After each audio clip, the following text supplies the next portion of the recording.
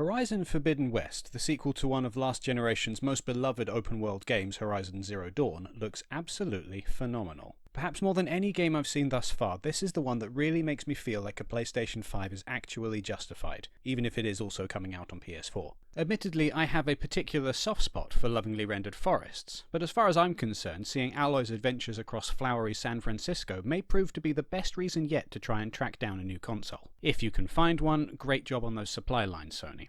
At the same time, the gorgeous high-res graphics may actually be the game's biggest downfall. Certainly, it's resulted in a lot of negativity from gamers who worry that the new experience looks different to the first Horizon game. In particular, if you've been on the internet this week, you'll have likely heard discussion about Aloy's revised character model. Now, you'll have to forgive me because I don't have the emotional capacity to wade into that particular debate right now. Feel free to argue about it in the comments, but leave me out of it. I'm more interested in the wider implications of the game's graphical improvements. Because this kind of thing happens a lot. Tifa, Lara Croft, James Bond, Peter Parker, Sonic the Hedgehog. When a character model is changed mid-series, especially if it's accompanied by a dramatic upgrade in game processing power, it tends to upset people. And it doesn't just happen with faces. A game environment can change dramatically due to something as simple as a switch in lighting. Compare, for example, the original Tomb Raider with the remake in Tomb Raider Anniversary. Both games feature ostensibly the same level, but they feel completely different. All of the environments have been reimagined, and that can clash with someone's existing familiarity with the game, making it feel like something completely different.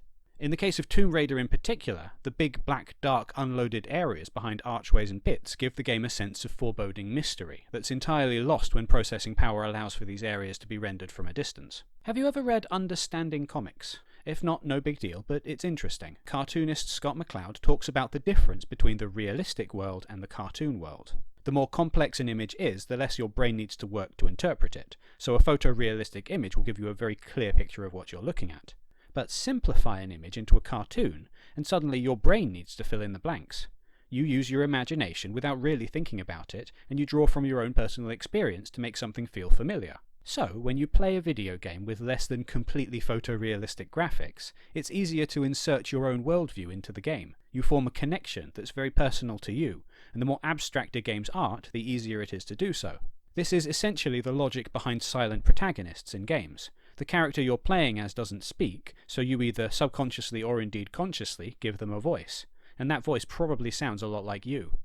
It's also the logic behind why horror stories tend not to let you see the monster clearly. It's scarier if you don't have all the answers, and your imagination can run wild and insert whatever you personally are most scared of. But the problem with gaming is that the entire industry is endlessly obsessed with remaking and reimagining games, and every time a game is updated, it strips away some of the relatability that's present within the earlier version of the experience.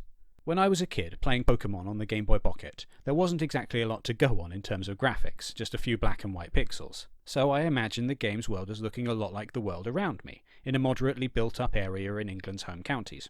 It was something of a shock to see later entries in the series and discover that the developers saw the Pokemon world as being A, decidedly Japanese in architecture, and B, some kind of sci-fi utopia. I'd been imagining ugly 1970s-era brick buildings broken up by chunks of English countryside. So with a game like Horizon Forbidden West, not just Aloy but her entire world looks different thanks to the developers making use of more powerful hardware, and using this as an opportunity to tweak character designs as they see fit. Perhaps not to the extreme of my Pokemon example, but certainly enough to cause a change in the way the world feels. And players have an existing attachment to how the character previously looked or how her world was presented, and they can find it jarring to accept a new interpretation of something they're so familiar with.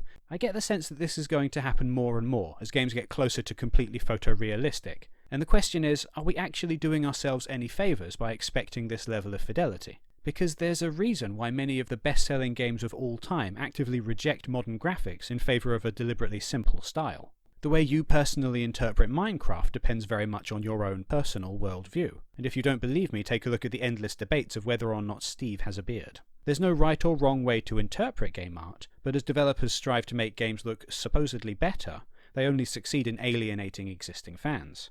And of course there's also a discussion to be had about why the games industry is so obsessed with gently or not so gently tweaking character designs over time. Why Ellie from The Last of Us was changed to look less like Ellen Page, why Peter Parker was changed to look more like Tom Holland, but I'm not going to get into that right now. Better graphics don't necessarily make better games.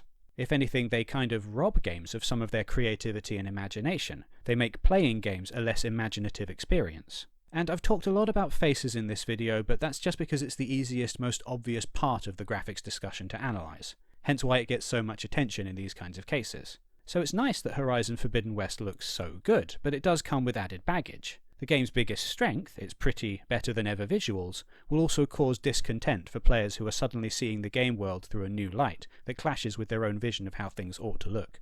Anyway, this video is over now, so feel free to watch another one, and leave a like if you think I'm onto something with my good graphics are kinda risky argument.